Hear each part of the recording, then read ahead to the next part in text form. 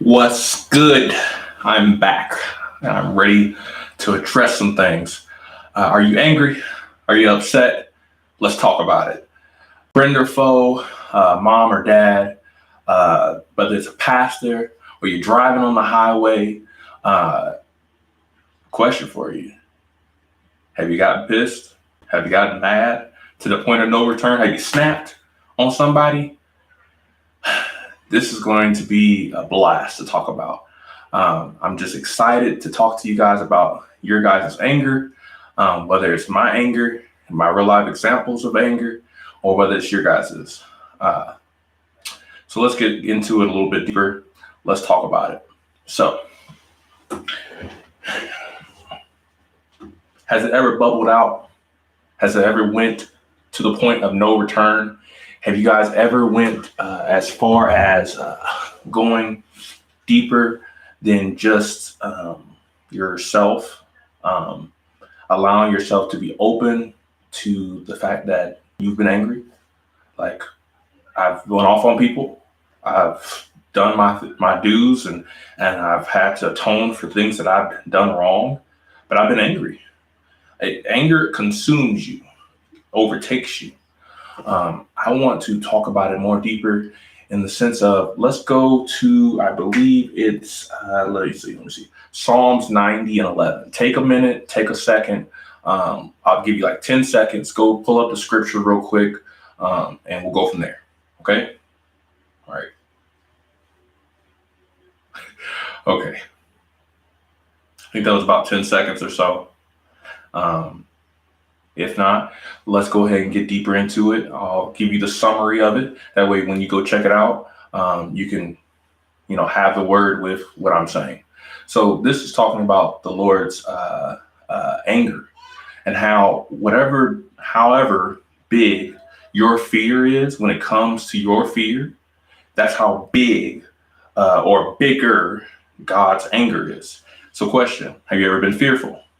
Have you ever been so fearful that it was you cuddled up in a ball and you couldn't do anything, or you started hyperventilating and you started?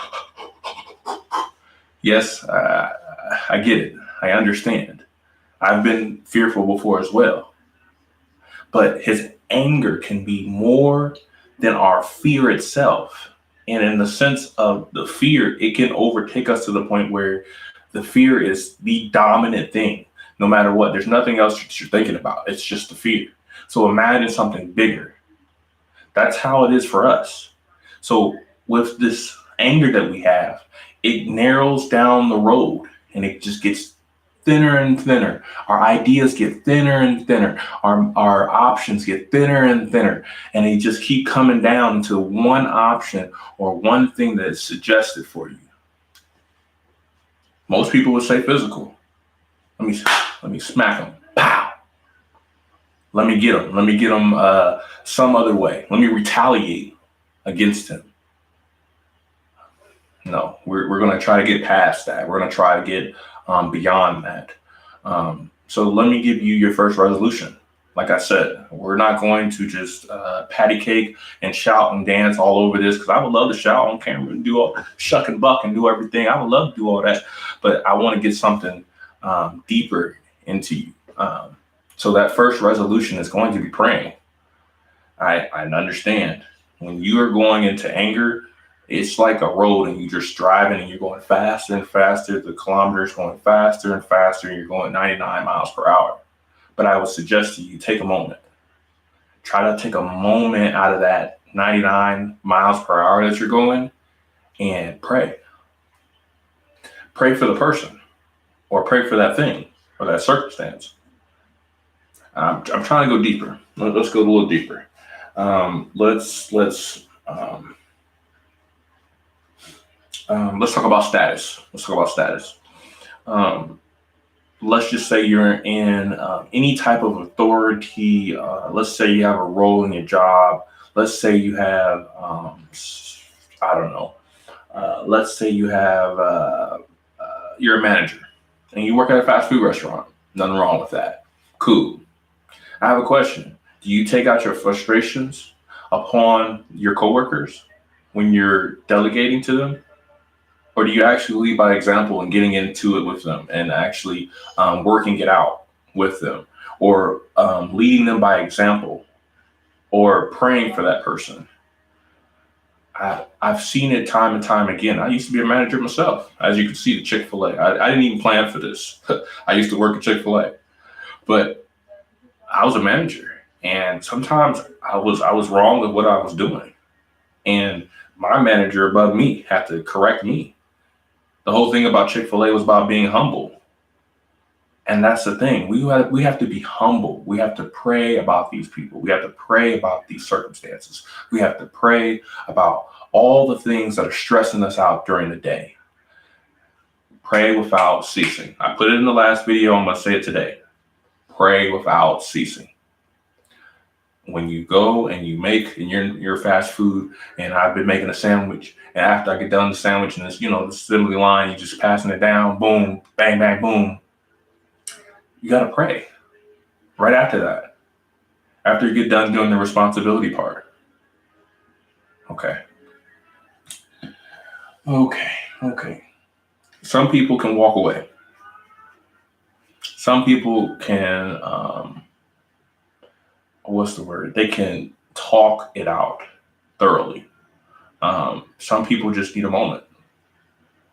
But let me suggest to you that these are all nice ideas. They're very nice. But until we start getting deeper into the word, until we start getting deeper into our prayer life, until we start getting deeper, and I can say all this and I can say all this, and I'm not doing it. So guess what? I have to start doing it. I have to pray more when I get upset and I'm upset at the church, or I get upset and I get upset at my child, or I get upset at my wife. Talking it out is nice, but I realized praying first, then talking it out could be even better. Oh my goodness. It's just sweet.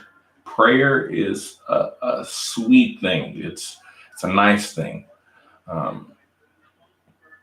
So that's my first resolution to you. My second resolution would be to rejoice. You have haters. That's crazy. You have people that are out to get you. You have foes that are out to get you. You are your own TV show. You have multiple seasons. You have more seasons than any show that you know.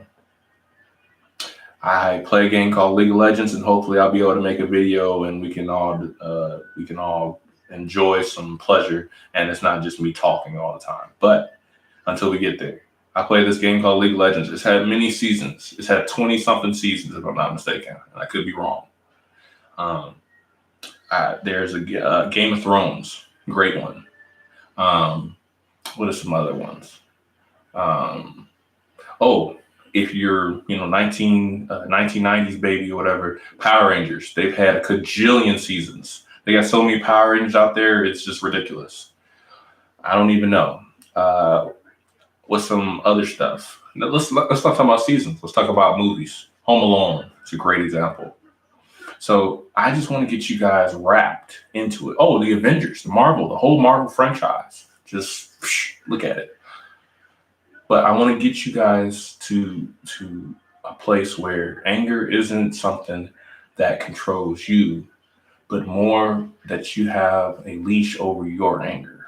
And I'm not saying that anger is a bad thing. It can sometimes help you focus and get you on track to the one road that you needed to be on in the first place. Anger is just what it needs to be. It's a tool for God's use. So that's all it will ever be for me. That's what I'm trying to make it for my life. So, are you angry still?